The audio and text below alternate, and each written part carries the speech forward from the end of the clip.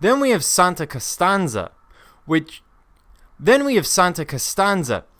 is a central plan structure. This is a new structure, a new form, and one of the three that you're going to need to know. A central plan structure is a round or octagonal structure, most commonly built around a central point, usually an altar in the center, as opposed to our basilica form, which of course is a rectangle with the apse.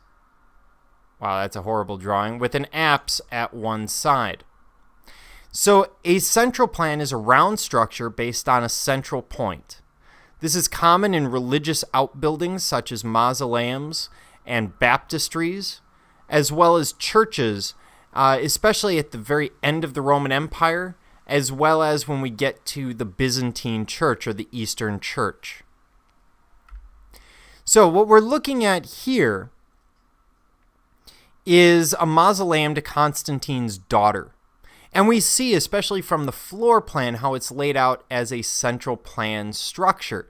Now, this is not as such a church. It's a mausoleum. It's a place to bury someone. It's basically an ornate tomb.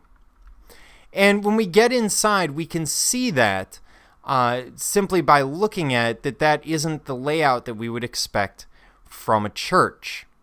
Now, the interesting thing is, if I pop back for 1 second, it has something known as an ambulatory. This is a feature that many churches will take up, especially in the Middle Ages.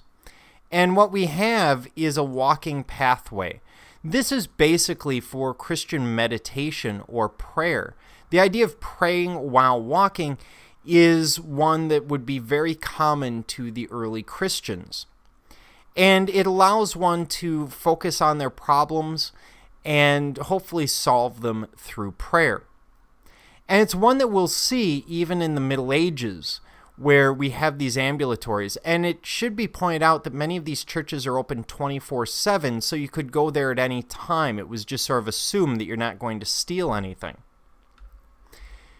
Now, on the ceiling in the ambulatory, we have a number of images, most of which look like these. These are mosaics, and they show this vine work. The vine work here, they're taking from the Greeks and the Romans, and it speaks to the Garden of Eden, the promise of the afterlife, salvation, all these ideas of paradise.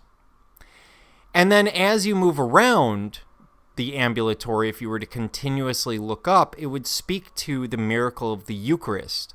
In Christianity, it is believed that the bread and wine become the body and blood of Jesus.